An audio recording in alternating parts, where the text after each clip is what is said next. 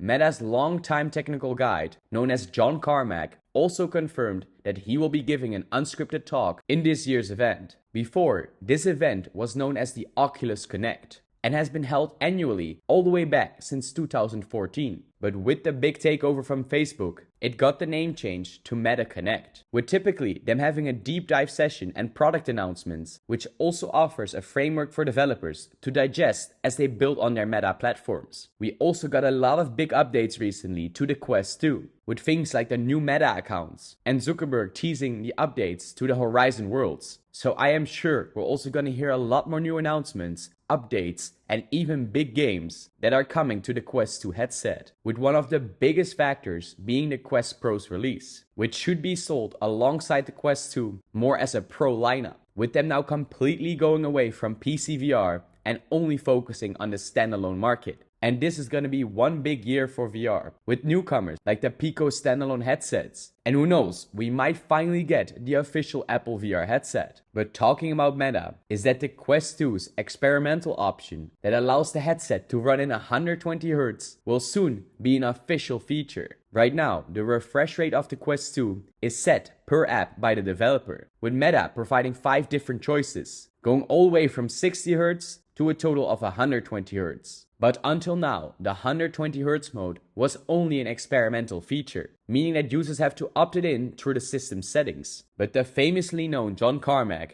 announced that this is now becoming a fully fledged feature. But with a big side note that he does recommend that any 360 video apps that display 60 frames per second should also use the 120Hz display, because this will avoid flickering of 60Hz. Now you do have to keep in mind that the 120Hz mode isn't practical for most games, because this will require a lot more horsepower from your headset. But there are specific titles like 11 Table Tennis, where this extra responsiveness and lower latency could actually be a big game changer. But for the other VR games, you might want to wait till we get a better chip inside these VR headsets. But we got even more news about Meta, because they just made some big moves by acquiring a Berlin-based haptic tech startup called Lofeld. And according to the Wall Street Journal, this acquisition took place already last summer. But the deal only recently came to light, with the company Lofeld announcing that they will stop their production with this new takeover from Meta. And you most probably haven't heard of this company before, but Lofeld is a startup that is developing advanced haptic technology, both for VR as well for other devices, including both the software and the hardware. But this comes to no surprise,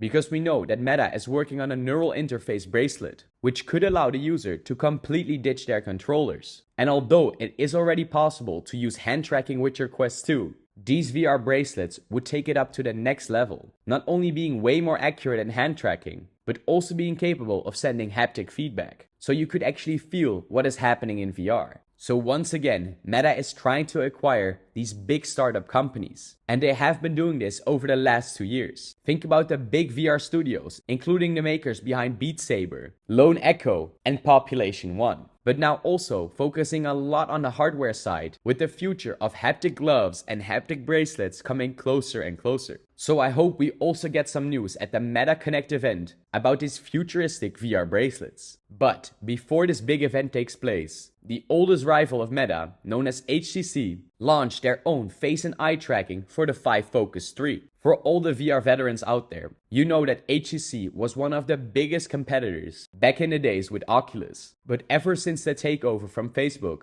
with HTC slowly falling more and more behind. And this was the reason why they shifted their gears to be more business orientated instead. And they now announced a new product, which is a separate eye tracking and face tracking unit. And these can be used in their Vive Focus 3 standalone headsets. Now these two features can become very big in the near future, because we also know that the Quest Pro will be rocking these as well. The only problem, however, is that both the facial and eye tracking unit can only be used in the Vive Focus 3, which isn't a consumer VR headset. And like many others, I am worried about the VR future that HTC has to face, and even with newcomers like Pico. And that gets us to the VR game news. The big PC VR title called Into the Radius is coming to the Quest 2, with it already having a big success on Steam VR headsets. Now Into the Radius is a single player survival shooter, and you will need to use your stealth and climbing skills to explore and scavenge for loot. while at the same time recovering strange artifacts in this unforgiving dystopian environment. The developers of CM Games say that Into the Radius offers up to 20 plus hours of gameplay, and in September it will now officially be launched on the Meta Quest 2. And I was pleasantly surprised how well the Quest 2's trailer looked, with the graphics still looking very crisp and very closely to that of the PC VR version. But we got some even crazier game news, because Transformers got their own VR game called VRelity, which released for PlayStation VR. This is the first big step for Transformers into the virtual reality space, which they did in the form of a first-person shooter, giving me the feel of a pistol whip game with a Transformers theme on top of it. But I'm sure that many big fans will enjoy everything they can squeeze out of it, with the only downside that it will only be available exclusively to PlayStation VR. The problem being that we know that the next VR headset from PlayStation will be coming out very soon, and with no announcements of knowing if it will be backwards compatible, this Transformers game might have a very short shelf life. And the studio also announced that they currently don't have any plans to bring it to PC VR, so I'm really curious to see how many people will actually play this game. But that wraps up this crazy VR news.